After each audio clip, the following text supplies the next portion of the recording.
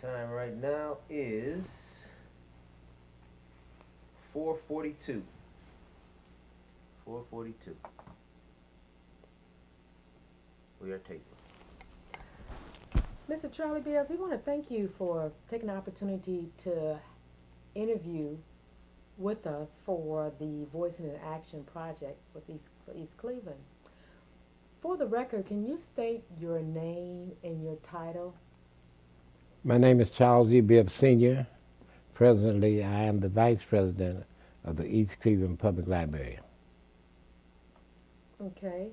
We'd like to also just get right into the interview. Can you tell us about yourself and the history of your family? Yes, I can. My family migrated to Cleveland, Ohio from Montgomery, Alabama. I was probably at the age of 4 or 5, and I was the oldest of 3 children. One sister 2 years younger than me. Another sister was born in Cleveland 14 years later. I went to Rollins, went to Kinsman Elementary, and East Tech, the Okay. old East Tech. The old East Tech, okay. And your family came to Cleveland what year? Don't have the year exactly, Okay. but probably about 75 years ago. Okay, okay. And you came here with whom? My mother and my father. Okay. And when your parents came to Cleveland, they came here for what purpose? Better opportunities. The opportunities at that time in the United States was in the north. Okay. And when you got to Cleveland, you were what age? 4 or 5 years old. Okay, you Yeah. said 4 or 5 years old. So you don't remember the transition. No, I can remember on the train with the box and the pound cake and the apple and banana and the fried chicken. And being that small age, your family members were older, younger, your siblings? My sister was 2 years younger than me. Okay. One sister was born in Cleveland Okay. 14 years later. And with your family members being so small, what part of town did y'all stay on? We moved to 82nd and Kinsman, which was an integrated neighborhood at the time. Was that area populated by what race? Hungarian and African Americans. Okay. And what memories, when your family came, you played with the other kids within the neighborhood? Yes, we stayed right on the same playgrounds at Kinsman Elementary School and at the park. Okay. So having that the diversity in the neighborhoods, you played with the kids inside or outside mainly? Mainly outside. Okay. Okay. And with your family history transitioning, did other people in your family come? No, we were the ones. I had an uncle came up ahead of us. In those days, one part of the family would go up and secure a job or something, and then when they were here, they were asked to look out for the rest of the family and have someone else move up. Okay. And when y'all stayed on 89th and Quincy, 82nd and Kinsman. 82nd and Kinsman, from that area, what was the second place that you moved to venture out? Tell me about venturing out towards East Cleveland. Well, we moved into the Huff area there. That was integrated at 93rd and Huff. We stayed down the street called Amesbury. But I didn't leave there until I was grown. When I graduated from East Tech, I was living on 82nd and Kinsman. Okay. And at that time of living there, your first main place you lived on your own was where? In Glenville, street called Somerset. Somerset. Okay. And during that period of time, what led you to the East Cleveland? Did someone tell you about East Cleveland, or you knew about East Cleveland? At that time, East Cleveland was integrating, started to integrate, and opportunities were east. and I moved from Glenville in the early 60s to East Cleveland. And what did your other siblings do while you were moving? The youngest one, moved to East Cleveland also, and she stayed with my mother and father. I stayed in another house in East Cleveland. Okay. And what career was your sister involved in? She went to Shaw High School, the 14-year youngest one, and the other one didn't have a job. She had cerebral palsy. Okay, so she didn't work at No. that time. And what was the career like with your sister? They're both living now. Okay. And what was their career path? One was AmeriCorps. She retired from AmeriCorps Peace Corps. Okay, okay. And your first encounter with East Cleveland was where and what were you doing at that time? I moved on a street called 131st, and after I moved off 131st in East Cleveland, I moved on Evington, up off of Superior Road. Okay. And then and off of there, I moved down to Garfield Road. Okay, okay. And what career were you into at that time? I had a production company, Bibbs Enterprises. We did fashion shows, and we did beauty pageants. I did the first Miss Black Ohio beauty pageant back in the 60s. Back in the 60s. How was that experience for you? Quite an experience. We had a monopoly on the black beauty pageants until late 60s. They began to integrate the Miss University contest. And then at that time, the African Americans started going to the Miss University contest.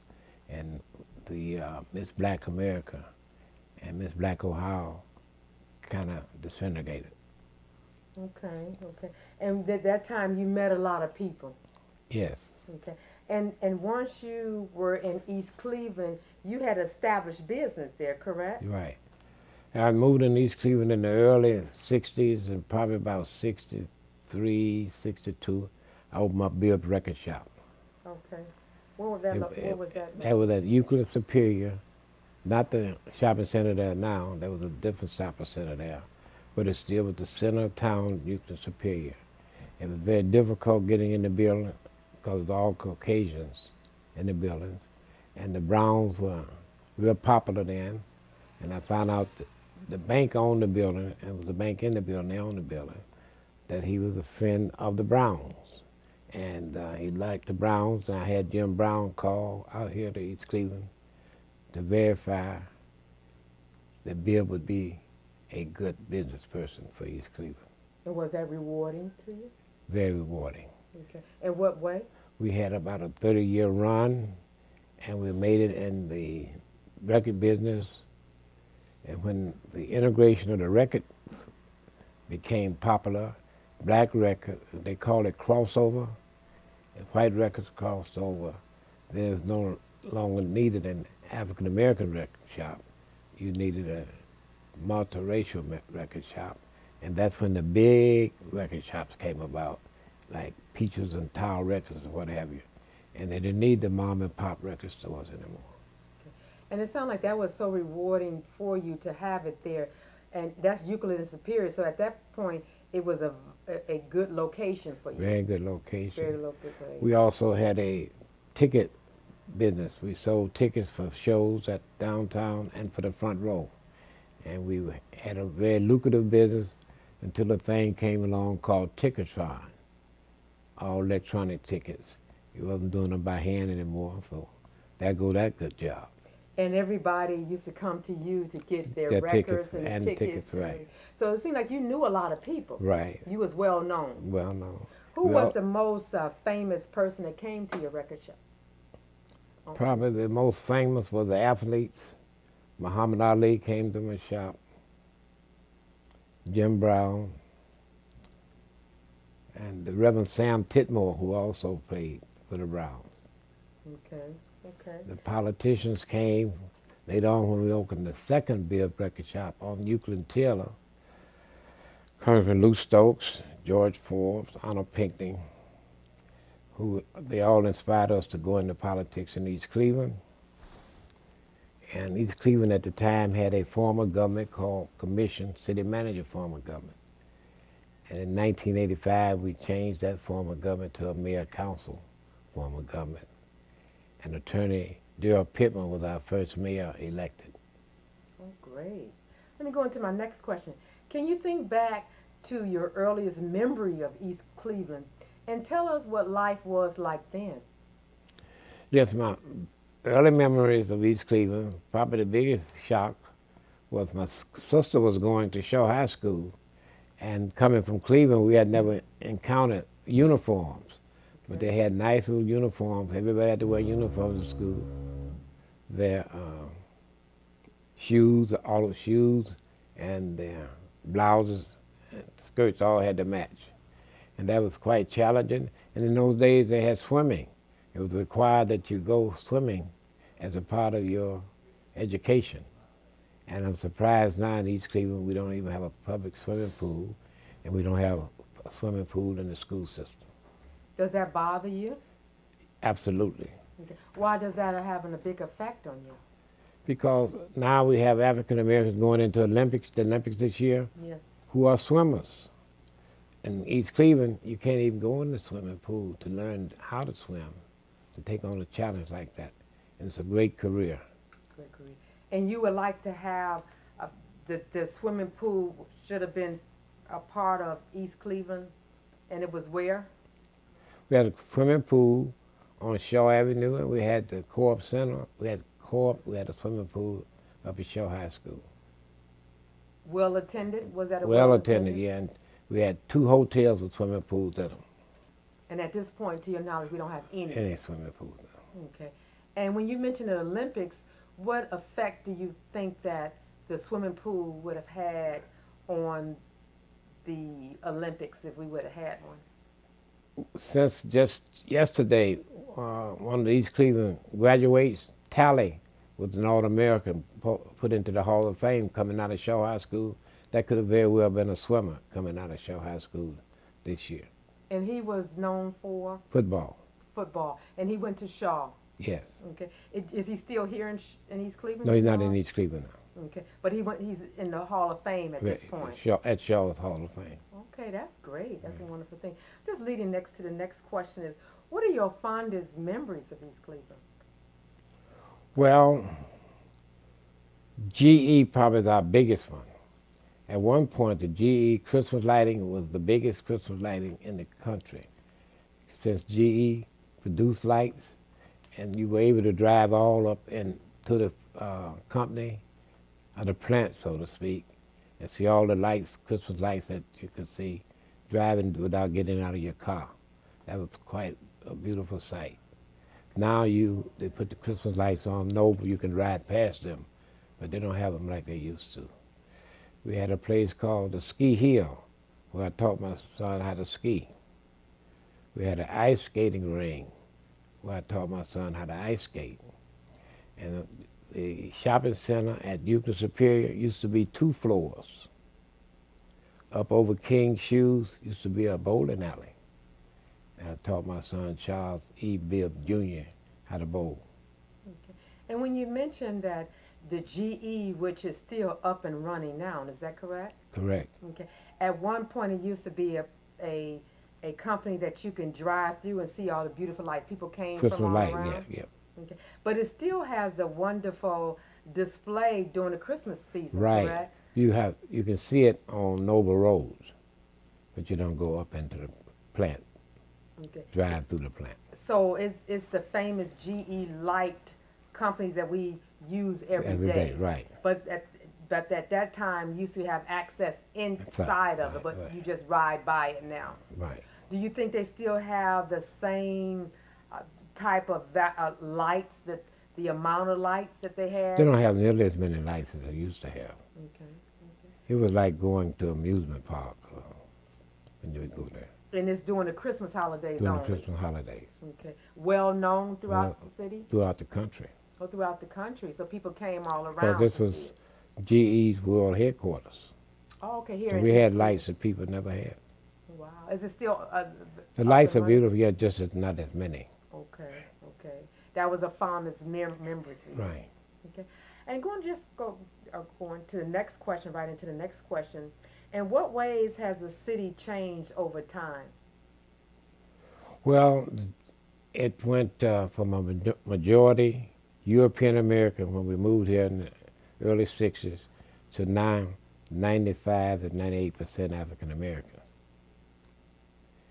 And you've seen it coming? It was a working class community when we moved, and now has changed. The families, 73% to 75% are headed by single women. So single head of household, is that correct? Right. Okay.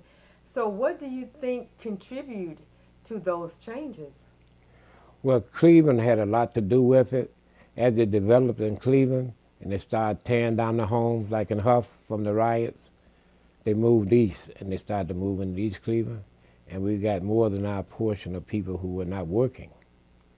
It is not a African American situation that changed us. For a while, Warrensville had the same amount of population, but they had working people. We have people that were on public assistance in East Cleveland. What year was that you noticed a change with the different percentage that you just mentioned? In the early 70s, it started to change. The European Americans started to move out. Did you notice this on your own, or was it something that was projected?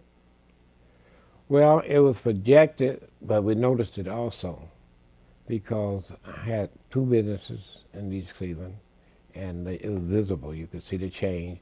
You could see the change in the school system. There was more and more African American in the system. When they would have their extracurricular activities, it switched. Do you feel that was good or bad? Well, because of the unemployment that we had and people that didn't have jobs, that was a bad mark on us.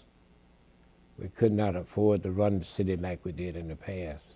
Along with the people, European Americans moving, some of the larger business moved. And we just got another hit just this year when Cleveland Clinic moved with 850 jobs. And the year before last, the post office took 100 jobs out of East Cleveland and took them to Cleveland Heights. And at that time, during that period of time, you were a council person, correct? I was the council person in 2001 to 2003. And during that period of the 2 years that you was in council, you knew the impact prior to Coming being on in council, right. Okay, so you had firsthand in seeing what was going on. Absolutely. That's one of the reasons that we changed the form of government. As a result of us changing the form of government, we were able to talk to Congressman Stokes, who was chairing a subcommittee in Congress, and become a direct entitlement city. Up until then, the county would use our demographics to get the money and then decide how much they would spend in East Cleveland. But as a result of Congressman Stokes sitting on the appropriations committee, we were able to become a direct entitlement city. Now we get our own money direct from the government and spend it like we want to. So before it was like a middleman. Yeah, the county would use our demographics, all that unemployment, I was telling you, low-income families, get that, then get the pot of money. Yes, sir. And the money came down to the county, and the county, they would decide what we would get. So we were able to change that. When did it become the money came directly to East Cleveland? Probably late 80s, because we changed the government in 85, and right after that, we started to work on that. What was your initiative to get into politics? What drove you to become a council person? Well, I was in politics before I came to East Cleveland. I worked in Cleveland with Carl Stokes as mayor. And then later on, when Lou Stokes ran for Congress, we helped him. That's why we were able to use our connection with the Stokes family to help us in East Cleveland. Okay. And with you being the elected official at that time, what was the first initiative that you either started or amended or ended? I'm glad you asked that question. When I came on council, we hadn't built a new house in 25 years. But having a relationship with Metropolitan Housing we were able to use that. And I was in Ward 2, and we built the first house on 125th and Phillip in 25 years. Okay. Was that rewarding to you? Very rewarding because they had got bogged down in council and the mayor's office, and we were able to cut through that and continue to build houses. How many did you build at the time? I think during my time, we might have wound up with about 8 to 10 houses. And the person that you beat in city council for Ward 2 was H. Elizabeth Omar was the council person at that time. okay. And with your time there, were you pleased of the position that you had? Very much, because I ran on the team and our team won. When your team wins and you get the most votes. What would you tell the young people nowadays concerning running for elected office in East Cleveland? Start early as you can. Get involved. Help somebody. When you volunteer, you learn by volunteering.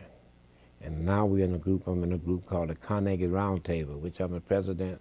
We are looking for people under 50 who want to get in politics or civic, community activists, because we have something that we want to share with them, that we can pass the baton. In the black community, we don't pass the baton enough.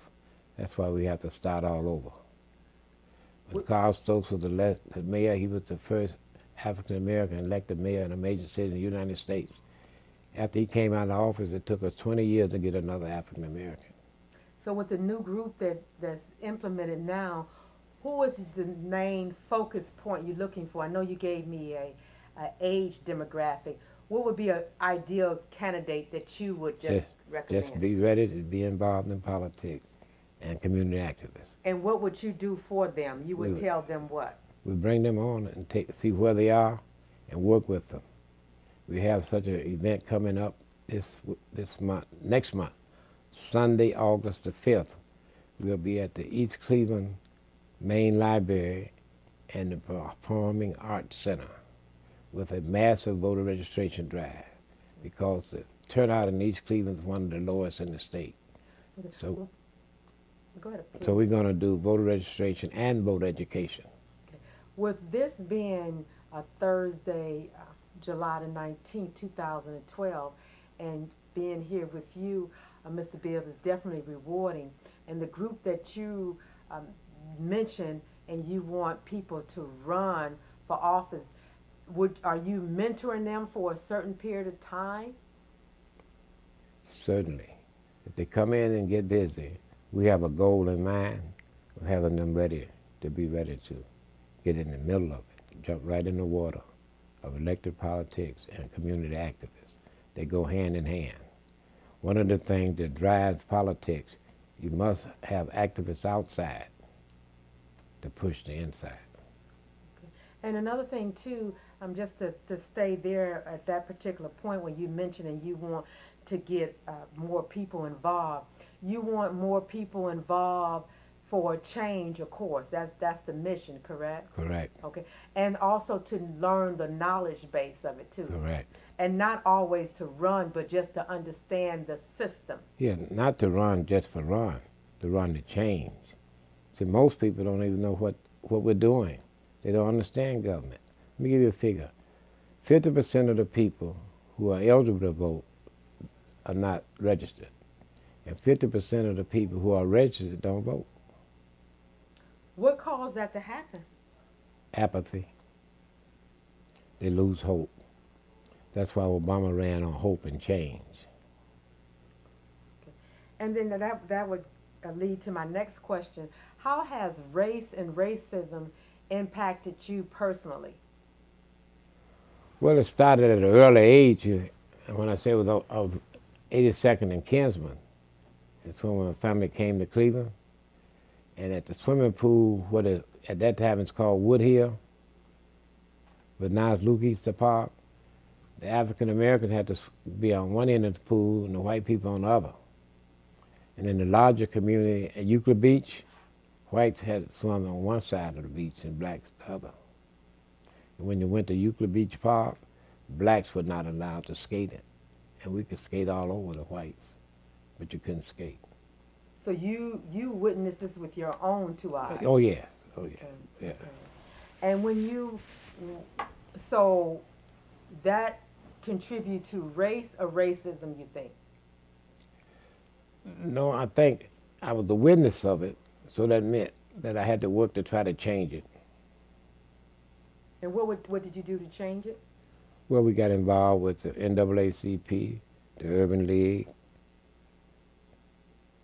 National Action Network. Those groups are National groups, but they have local affiliates. okay. And were they strong back in that period of time? Yes, that's why we were able to get Carl Stokes elected mayor and Lou Stokes elected Congress. And on down, once we started to get African American elected, we just went straight on down the road. This year, there's a young lady named Yvette McGee Brown running for the Supreme Court. She was appointed by Governor Strickland, and it's time for her to run in this November election, but most people don't know it. Is she one of the people that are involved in the organization that you mentioned? But she can't get involved directly because she's on the bench. But she was just in Cleveland this past week to speak to the churches. And the second part to the question is, how has race and racism impacted the city of East Cleveland? The city of East Cleveland, we are the poorest city in the county. We have too many people without jobs. And as you know, in America, right as we speak today, the unemployment is 8.2% for everybody, but it's less than 5% for European Americans, but it's close to 20% for African Americans. So with those kind of numbers, it's difficult for us to catch up. And with us having the amount of unemployment we have in East Cleveland, that impacts it. What would you suggest that East Cleveland do to combat the 20% of unemployment? What would you do if you had the power and position to? What would you suggest that the people start doing Right. or implement? Right. For the older citizens, we need retraining because a lot of the jobs, like in the steel mills, they don't exist anymore. So they must be retrained. That's basically for 50 and over. And for the youngsters in school, they must stay in school, and we must get more technical programs for those in school who are not going to college. Okay. And technical programs, give me a prime example that you would consider a technical program that you would like East Cleveland to implement. When I spoke to you earlier about I didn't tell you the name of the committee, but it was contracts and properties. And I would like to see us redo houses, use the kids out of Shaw High School, train them how to redo houses, renovate them, and build them from scratch. So if they learn it in a semester's time, you have a new group of people ready to go to work. And the disappointed part, while I was in council, we were not able to build any private houses. All those were public houses. But I'd like to see us build private homes. Okay. So the public housing was people who was on public assistance, Yes. or a single family homes. Single family homes, but on public assistance. Okay. And does that bother you that the older plus generation is not being trained and the younger people or are not utilizing or have places they can go to get technical skills? Yeah, we don't have enough now. We talked to our county councilman yesterday, Julian Rogers. The county has a $100 million program now that want to help with small businesses that can employ people, but most instances they got to be trained. And if we can get those in school, we don't have to pay extra to train them. So we have to change the curriculum at Shaw High School for the jobs that are available. Give me an example of what jobs that are available. The service industry now, and the health industry. Cleveland Clinic, the one at 93rd and Euclid, came to East Cleveland to try to get nurses. They need 600 nurses. So we had a week at the library in East Cleveland trying to recruit African Americans to go into nursing. It come to mind right away. Okay, okay. And just leading on to the next question, how has the inequality impacted you personally? Inequality. You mean in East Cleveland? Correct. Um, Impacted you personally. In the second part, how has it impacted East Cleveland? well, I would say it impacted me personally because after almost 30 years in the record business and seeing the business go down because the population went down and the expendable cash that the families had who were left weren't able to sustain the type of life that they were living before.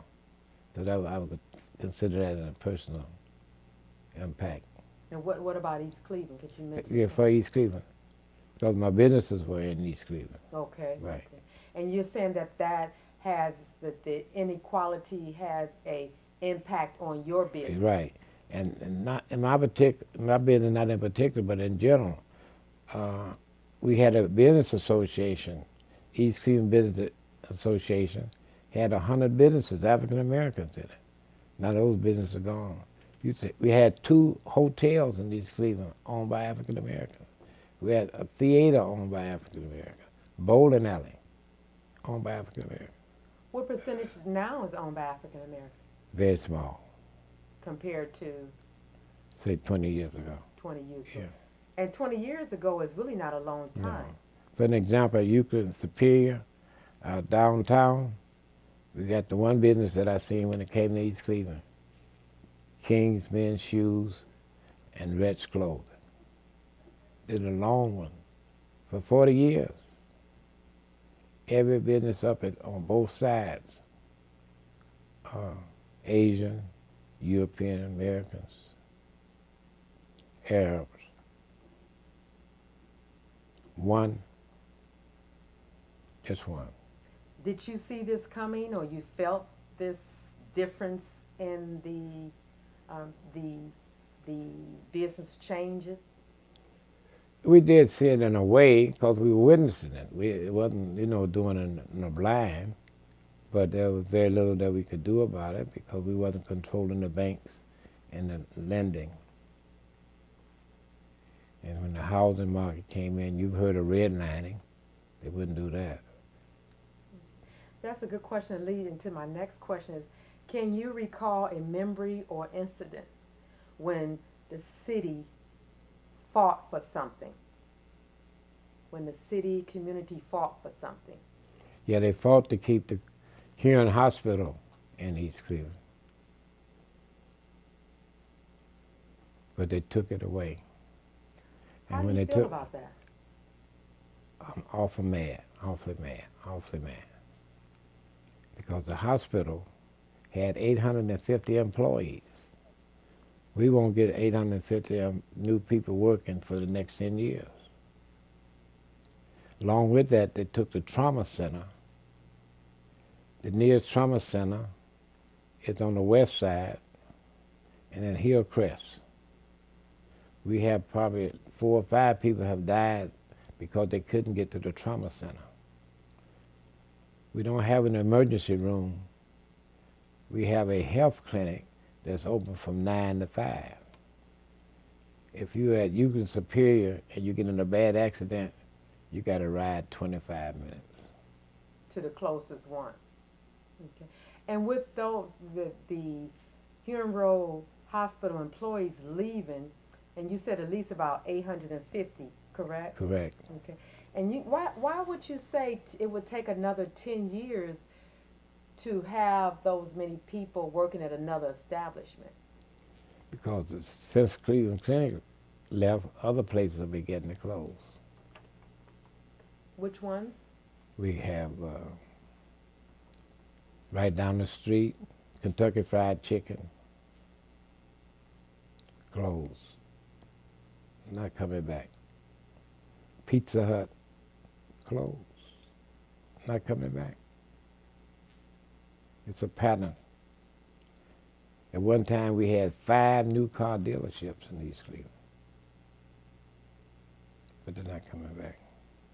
When you mentioned that they're not coming back, for what reasons would contribute to them not coming back? Because the population here is basically unemployed. I quoted a 20% unemployment. It's probably close to 40% in East Cleveland. And that's a fact? And with youth, it's more than that. Okay. But when you mentioned that you're working with one of the county people for people to get retrained, do you have any hope or desire that other companies will replace the ones that left? I'm working with Julian Rogers, who is our county representative. That plans are on the books. Yeah, they have $100 million to help people who want to have businesses that can employ people. So are they looking for businesses that are now in existing or new? Either way, that you can expand your business or you can grow a new business. You have to show that you're going to get people employed. Okay. So with the monies that, we're not talking about something that's in the far future. We're talking about things that can be done now. Is that correct? Right now. And your interview is on time. We just met with Rogers last night, County Council Rogers, about the money coming from the casino. And we're really upset about it because the county executive want to keep all of the money downtown. And we believe that the money should be shared with the suburbs, and especially the inner ring suburbs. And when I talk to them, I tell them the casino starts at Stokes Windermere Rapid, because you go in that rapid and you come right up inside of the casino. The only casino in the United States that has the rapid transfer that comes up inside. So we are part of the casino, and we want a part of the revenue. And how was that outcome? They're working on it now, and we're going to be calling the community together. They have not come up with the plan on how they're going to do the money. What you just gave was valuable information, and I'm just so honored to interview you to know this information, and which was going to be shared with the community. Which ways are the people, the higher up, is going to get this message out to the common everyday person? Would you be able to answer that question? Because the young people that I told you that we're looking for, they come with another level of experience and knowledge that the old school didn't have. You have all the communication weapons now. We intend to use those and let them know that we're here. We don't have to use the tactics we did in the past. And when you mention getting the message out, do they need to keep in contact with our county elected official, or what place can they go in East Cleveland to get on board? The East Cleveland Public Library will be the Mecca, because I don't like to use that. We did fight to keep the library system in East Cleveland and under its control. So we're going to use that at the Mecca. That's why we started with the voter registration drive and education. Okay. And would you agree that the voter registration drive will be a kickoff for bigger and brighter things to come? You hit the nail on the head. Absolutely. Okay. But that's a good question to lead into my next segment. It's how have the surrounding institutions and cities impacted East Cleveland? Now that Case Western Reserve and the University Circle is landlocked, they're beginning to notice East Cleveland, and I think we'll be able to collaborate. They've had the first instance of that with an apartment complex called Circle East. It sits in East Cleveland, and basically it's supported by the people in University Circle. And they intend to have more of that. When I was on council, this was Ward 2. We want to develop from Lakeview to Superior Euclid. And now at this point on Lakeview, they are starting to build homes? Are those condominiums or Condominium. apartments? Condominiums. Okay. So are they affordable for the East Cleveland residents, to your No, knowledge?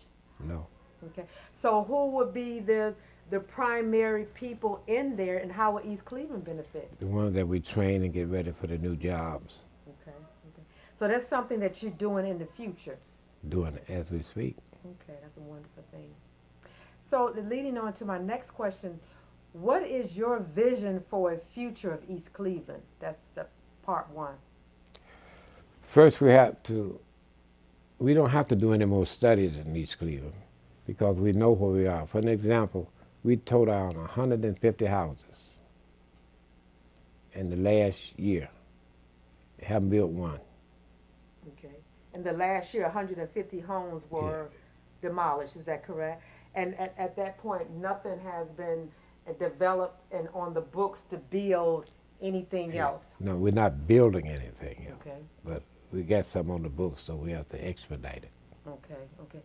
And with the new condominiums on Lakeview, can you see East Cleveland getting any of those revenues from there? Well, we'll get the regular revenue from them because there'll be people paying tax who live here. Okay. What, do you know what street it starts? Is that At Lakeview and Euclid. that's part of East Cleveland? Right, So right underneath that bridge. right. Okay, okay. And the second part to the question is, tell me about the major issues that need addressing in order to better our neighborhood, our community, and our city. But right now, we are in a physical watch, the city itself. So we have to get that straight. We got 2 months. We had 4 months to do it. We got about 2 months to get that together. A plan of action, how we're going to reduce our deficit. Then we can start to do other things. So if you can elaborate on that part when you said that the city of East Cleveland is on a physical watch, that mean that someone else has an eye on East Cleveland? Yes, the state of Ohio, not the state of Ohio. Okay. If that's happening, is that good or bad?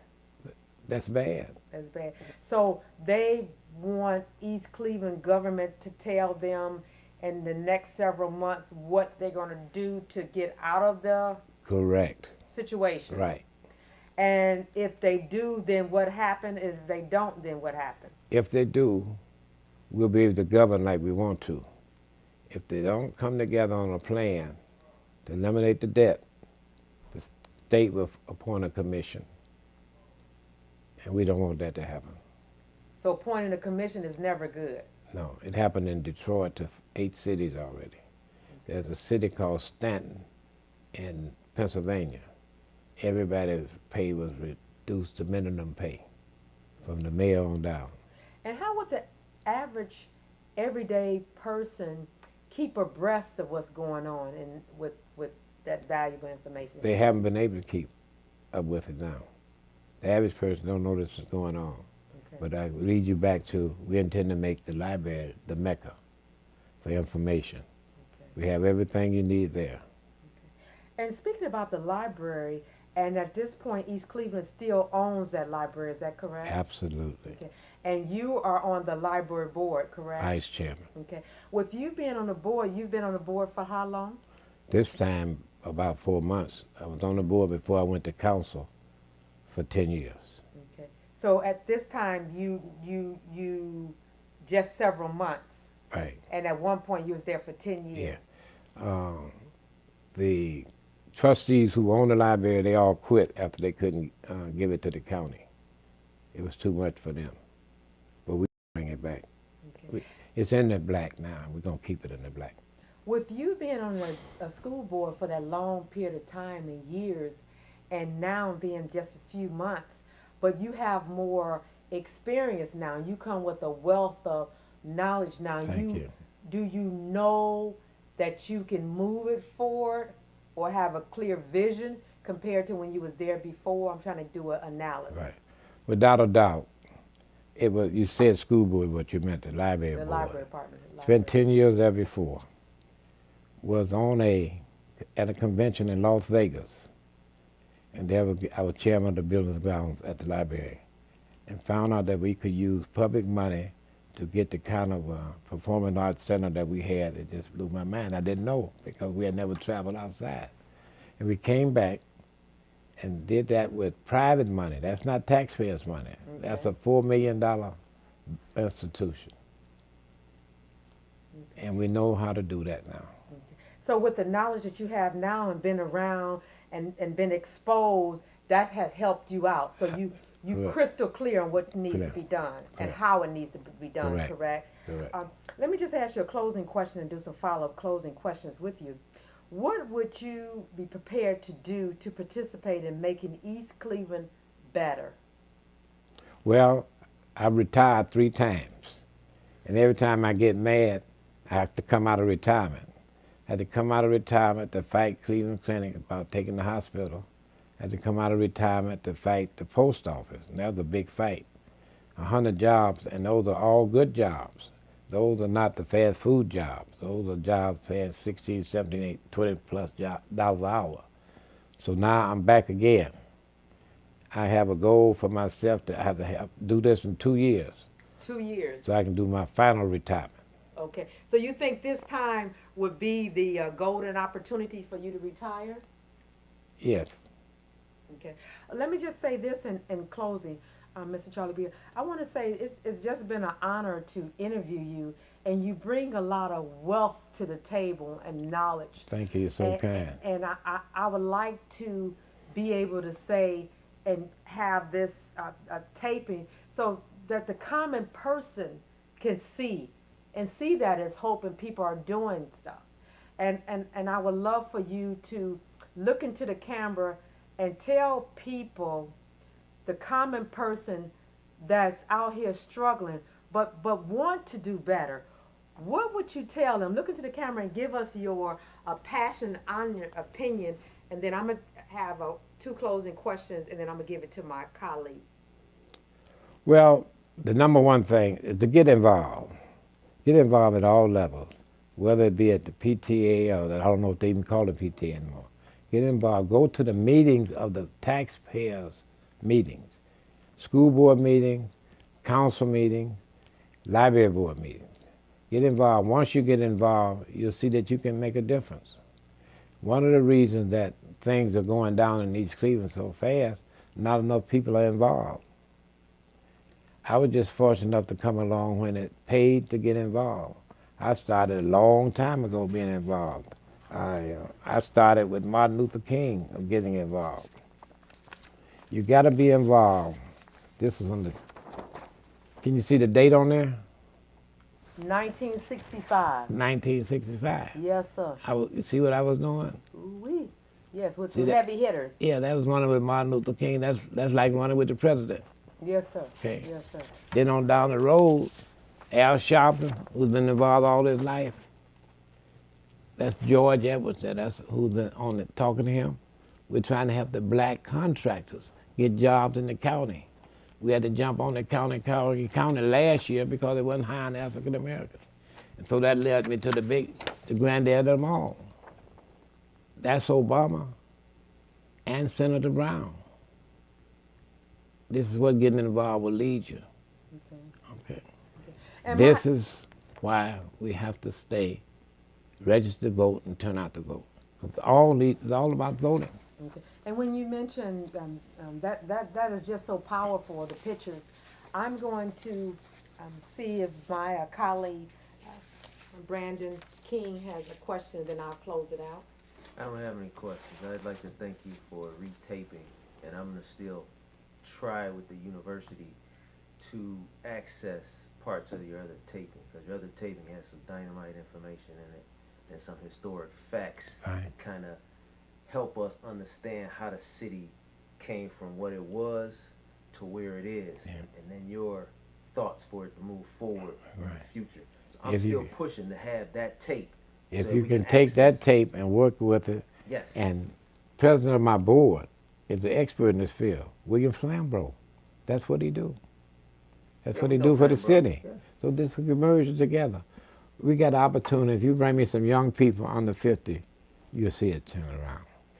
Mr. Bibb, I want to ask the closing question, and then I want to say that this is some powerful information. We're not just talking about what could and should. No. You're actually telling us that this can happen.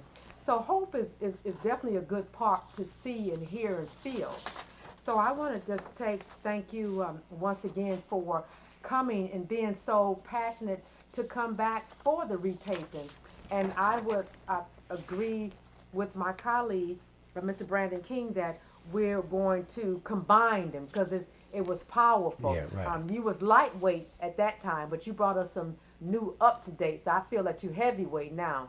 So you're a heavyweight boxer. And I always believe in teamwork make the dream work. Right. So it brings me great joy to just sit here again and get filled again. And it's always good to have fire in your belly. And each time I'm doing the taping with my colleague, I just get higher and higher and higher that I know it can be done. It's not an if or may. This is something that's possible. And with me being in Georgia and seeing it being done, I know it firsthand it can be done. It can be possible. So I'm just so excited about it. Did you have anything else? Yeah, I want wrap to it up? share with you.